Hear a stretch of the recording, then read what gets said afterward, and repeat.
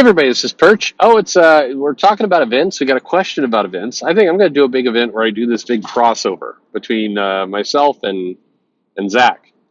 And what we'll do is we'll both do videos, and he'll just be talking, and I'll give him some wishy-washy topic where he can't really make a statement one way or the other. He just kind of has to play it down the middle, and then I'll do something on his channel where I'm more definitive about something, and then I'm promoting his comics. But it'll be our voice. We won't say anything. You'll be the voice. They'll be like, that voice doesn't sound quite right. But because both of us are are coughing a lot, you won't really notice. It'll be our little. No, I'm just kidding. None of this is going to happen. But anyway, here's the mail. It says, "Hola, Perch. I recently listened to a comics-based podcast, and the host stated that most events never mattered. Things like Civil War, Secret Wars, and Secret Empire didn't have any lasting effect beyond 6 months. I slightly disagree with this, since at least on the DC side, COE, Zero Hour, Infinite Crisis, and Flashpoint did bring about major changes. That lasted a little bit.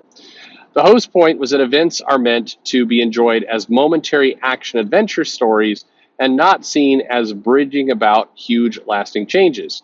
He even used as an example why modern comic book fans are struggling to enjoy Marvel and DC comics. Manga usually has stories made by usually one creator who has complete control over it and with a plan in mind of how to end it. That is a big difference with manga for sure. Therefore, every chapter brings about changes to the character or the setting of the story, sometimes. Big two comic books, on the other hand, have constantly changing hands of creators that don't own the stories that never truly have an end, and audiences need to accept that these characters and universes will remain stagnant or revert back to the status quo. Otherwise, you'd never feel satisfied. Do you think that the host is on something here, and do you think there's any truth to what he's saying? There's a lot of truth to what he's saying. I think that by and large, events don't matter. And I want to tell you about a bit that Joe Corral and I were going to do, and then we didn't get to it. And I unfortunately, it would be a good live stream bit. But I want you to picture for a moment. What we are going to do is, it was called Guess What Event This Is From. And we'd show a panel. And in the panel, there's some kind of disaster thing, or Captain America's rallying the troops or something. And you had to guess which event this panel was from. And the gag was going to be all this stuff looks the same. And all the panels become the same. And actually, all of it washes together. And the only way to really kind of guess correctly which event a panel was from is if you could ascertain who the artist was, and then in your head map the artist to the event the artist worked on, because the action inside of it would be so boring and generic you would never know. And if that sounds cynical, it probably is, but it's true.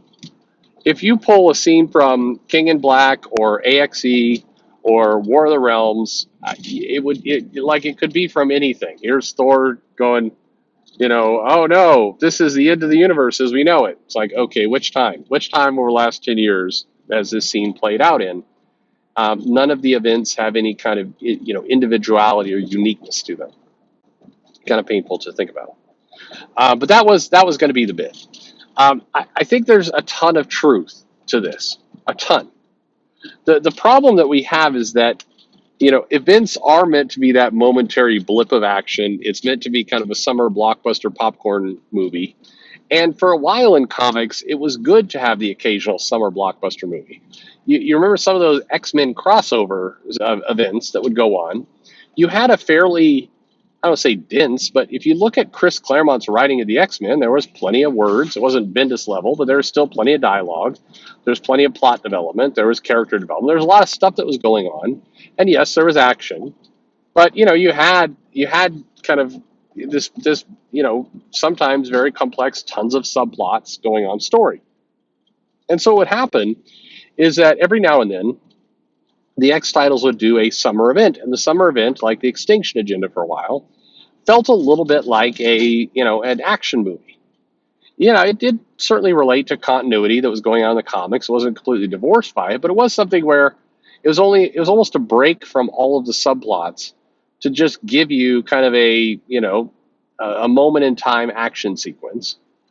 And usually there was one or two elements that would, change the characters or, shift around the status quo that would, be interesting.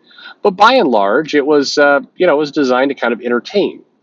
And when there was one of those every couple of years, that was fine. In fact, that was good. You look forward to them. But in a world where you're doing, Marvel is doing 6 events in the first 6 months of the year of 2023. That's too many.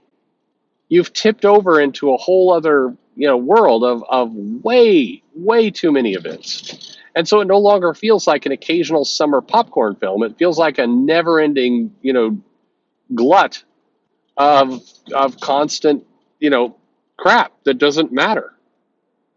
And it hasn't helped by the fact that the events themselves don't matter. They don't have lasting change. It used to be that the main character books, the solo character stories, is where the character development would happen and where the bigger things would go on, and then the events were how they would pay it off in a action sequence. Now the events don't pay anything off. They're just kind of random adventures that are taking kind of a general sense of wherever the characters happen to be at the time and saying, here you go. And the solo books are rebooted so frequently that they're not providing lasting character change. So you just kind of get a caricature of Captain America or Tony or Carol or whoever it happens to be. It's like, shit, we got some aliens here. I don't know. It's the Celestial is going to judge some humans and they're going to fight them, and it'll be fine in the end. That's the problem. They don't really matter.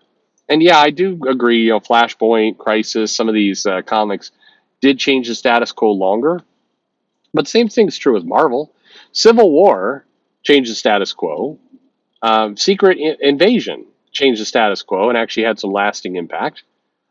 It's just that today, that lasting impact has gotten shorter and shorter and shorter because, the reality is, like Marvel in particular, they don't necessarily even want to sell the solo books anymore. They would just love to sell event after event, reboot some of these things from time to time. That they're passed into a new world of screw it. Like the solo books in many cases are just an irritation to get to the event, and that's just the state of the industry we've got right now. So I think I do think I hate the last statement. I think that you've got a situation where it's better for you as a reader to start to disconnect and stop paying attention or stop hoping that these events are going to bring about lasting change. It's time to just kind of let that one go and accept the fact that that's not the game you're playing in Big Two Comics, that's not what they're going to provide you. But I don't love that answer. In fact, it's not that I just don't love it. I hate that answer.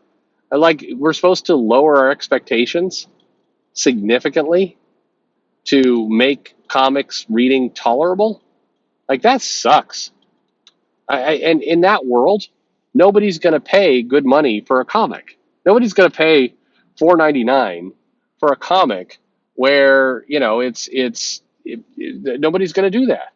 Why would you? Why would you pay $4.99 for a comic that's spinning its wheels? So, anyway, let me know what you think. Are events completely useless at this point? Is that where we're at? Are they meant to be kind of vague showcases of characters kind of interacting together, and that's all there are? Let me know what you think in the comments below. Like and subscribe, of course, and thanks for listening.